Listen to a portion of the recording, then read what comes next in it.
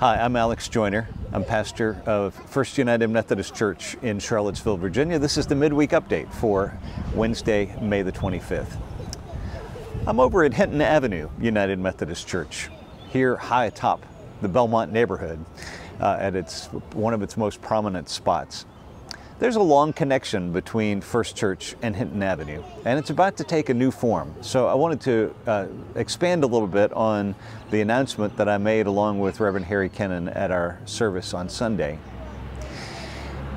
Members of First United Methodist Church planted Hinton Avenue as a Methodist witness in the growing Belmont neighborhood back in the 1890s.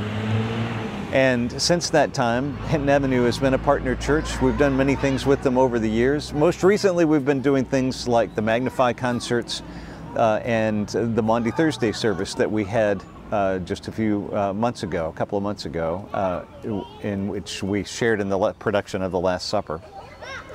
Recently, the pastor here at Hinton Avenue, Reverend Robert Lewis, had to go on medical leave, and that left the congregation not only grieving his loss. He's worked with this congregation for 10 years. It's been a great ministry partnership here, but also wondering what the future for them might be. And so the bishop and the cabinet have asked me to be the pastor for both churches as of July the 1st. Reverend Harry Kennan is serving as the interim pastor until that time. So what does that mean? Well, one of the things it means is that we're going to begin by worshiping together.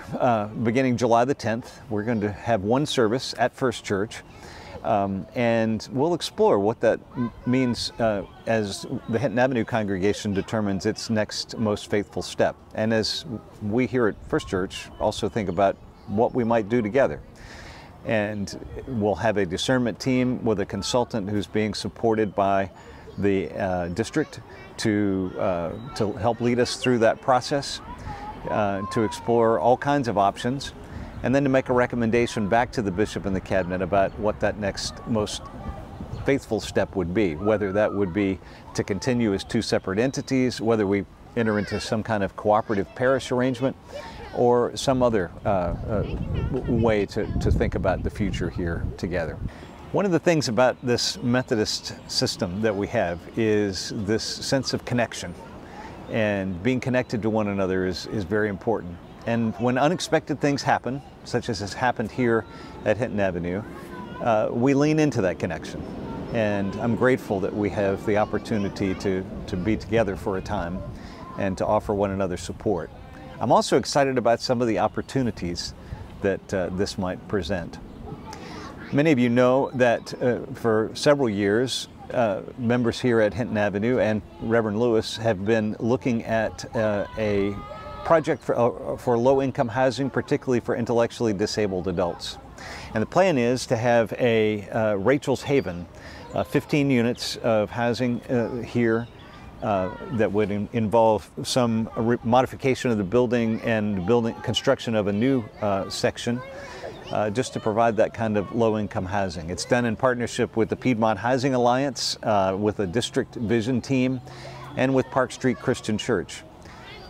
That project will continue on track, and we look forward to thinking about how that might come into being, and that project has already moved along quite a bit.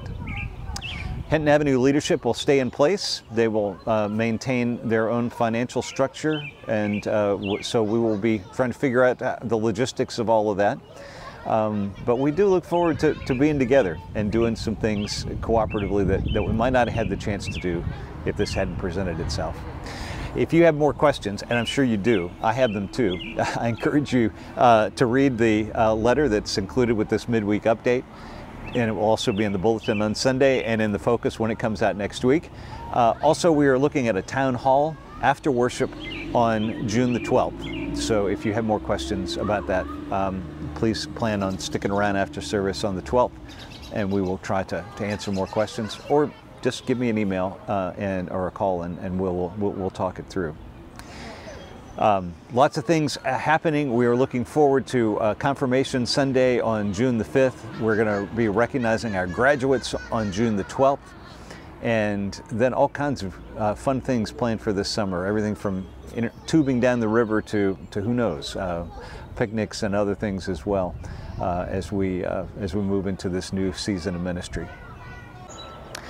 Finally today, I just want to acknowledge something that I know we're all thinking about, and that is the continuing tragedy of mass shootings in our country. Most recently this week in Uvalde, Texas. And it's particularly hard when we're talking about children. And I honestly don't know what to say, because all the things that we usually say during times like these have been said so many times before. The questions of why, the thoughts and prayers going out to families who are suffering in the wake of the loss, and the continuing wondering about how we can take a step forward.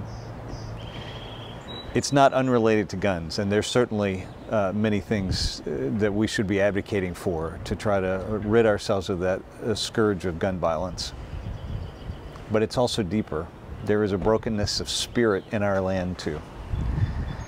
And so I pray that the God who was certainly with all those children in Uvalde will continue to lead us and guide us, to give us wisdom to know what to do and to know how to get there. In the meantime, we trust in that love that holds us firm and trust in the community that calls us together. So I'm grateful for all of you and look forward to seeing you in worship at one of our programs sometime real soon. God bless you. Have a great week.